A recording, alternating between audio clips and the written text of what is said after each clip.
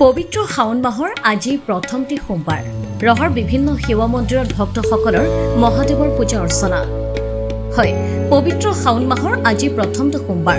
প্ৰথম সোমবাৰে আজি ৰহা চাপৰমুখৰ বিভিন্ন সেৱা মন্দিৰসমূহত পুৱাৰে পৰা ভক্তসকলৰ ভিৰ পৰিলক্ষিত হৈছে। পুৱাই ভক্তসকল মন্দিৰত উপস্থিত হৈ দেৱাদিদেৱ মহাদেৱৰ পূজা অৰ্চনা কৰি দেশ সমাজৰ আৰু পৰিয়ালৰ মংগলৰ কামনা কৰিছে। লগতে শাওন মাহৰ প্ৰথম দেওবাৰে শিৱ ভক্তসকলক বলবমলৈ যোৱা পৰিলক্ষিত হয় আৰু আজি প্ৰথম সোমবাৰে ভক্তসকলে পদব্ৰজী জলানি দেৱাদিদেৱ মহাদেৱক অৰ্পণ কৰিছে। হয়, নমস্কাৰ। আইএনডি টিচাৰসকলক স্বাগতম জনাইছোঁ। আজি পবিত্ৰ শাওন মাহৰ প্ৰথম সোমবাৰ। আজি বা শাওন মাহৰ প্ৰথম সোমবাৰ উপলক্ষে আজি ৰহাৰ বিভিন্ন শিৱ মন্দিৰত আজি ভক্তসকলৰ ভিৰ পৰিলক্ষিত হৈছে। মই বৰ্তমান উপস্থিত আছোঁ ৰহা নতুনচালি স্থিত হিন্দুস্তানী শিৱ মন্দিৰত আৰু ইয়াতো ৰহাৰ বিভিন্ন প্ৰান্তৰ পৰা ভক্তসকল আহি দেৱদেৱ মহাদেৱৰ পূজা অৰ্চনা কৰি থকা পৰিলক্ষিত। মই ইয়াৰ পৰিৱেশটো মোৰ সতীৰ্থক দেখাবলৈ অনুৰোধ জনাইছোঁ।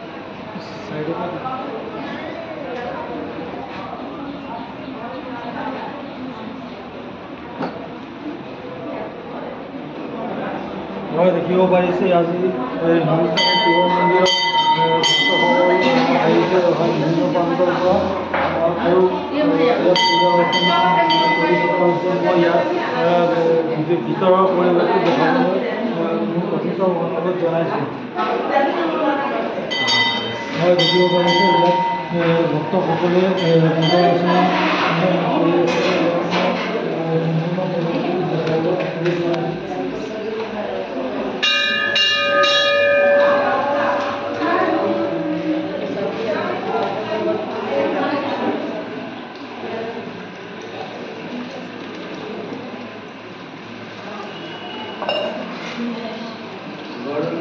साइकिल दिया दिया उसको पास ले जाओ भाई उधर ओ बड़ी जी यार दिया तो यार दिया उधर ले जाओ भाई आओ पूरा के बोला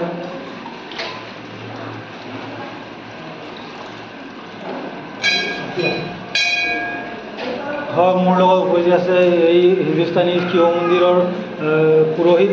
মই তেওঁৰ পৰা আজি ইয়াৰ বিষয়ে জানিব পাৰিম আৰু আজি শাওন মাহৰ এবাৰ কিমান সোমবাৰ আছে আৰু ইয়াৰ বিষয়ে হয়। আজিৰ পৰা শাওন মাহৰ প্ৰথম সোমবাৰ। আজিৰ পৰা শাওন মাহৰ প্ৰথম সোমবাৰ। वक्रतुंड महाकायम सूर्यकोटि समाप्रभम निर्विघ्नं कुरु मे देव सर्वकार्येषु सर्वदा। वंदे देवो मापतिं सुरगुरुं वंदे जगत्कारणं वंदे पन्नगभूषणं मृगधरं वंदे पशूनां पतिं वंदे सूर्यससंजवन्दिनयनं वंदे मुकुन्दं प्रियं वंदे भक्तजनाश्रयं च वरदं वंदे शिवं शंकरं। शिव भगवान হৰণত ৰাতিপুৱা 5টা বজাৰ পৰাই ভক্তগণৰ ভিৰ লাগি আছে। দিয়া চাকি বন্তি জ্বলাই তেওঁ এই বছৰৰ বাবে অতি খুব শান্তিৰে আনন্দ মনেৰে বছৰটো পাৰ কৰি দিয়াৰ বাবে প্ৰথম শাওন মাহৰ জল লৈ পেলাই জল ধাৰণা কৰি জল গাখীৰ বেলপাত আদি অৰ্পণ কৰি ফল ফলাৰ আদি অৰ্পণ কৰি ভক্তগণে চবেই সেৱা লৈ আছে। এতিয়াৰ পৰা ইয়াত হিন্দুস্তানী শিৱ মন্দিৰতে গণেশ মন্দিৰো আছে আৰু ইয়াত গণেশ বাবুৰ ভক্তসকলে আজি পূজা অৰ্চনা কৰিলে। সমস্ত শিৱ পৰিবাৰৰ আজি পূজা অৰ্চনা কৰিছে। ভক্তসকলে ধূপ দীপ বেলপত্ৰ গাখীৰ দৈ ফুল আজি শিৱক অৰ্পণ কৰি শ্ৰদ্ধাপূৰ্বক পূজা অৰ্চনা কৰি থকা পৰিলক্ষিত হৈছে। মই আৰু ইয়াৰ পৰিৱেশ দেখাবলৈ অনুৰোধ জনাইছোঁ। হয়, মোৰ লগত উপস্থিত আছে ৰহাৰে এজন মানে সাংস্কৃতিক কৰ্মী তথা উদ্যমী যুৱক।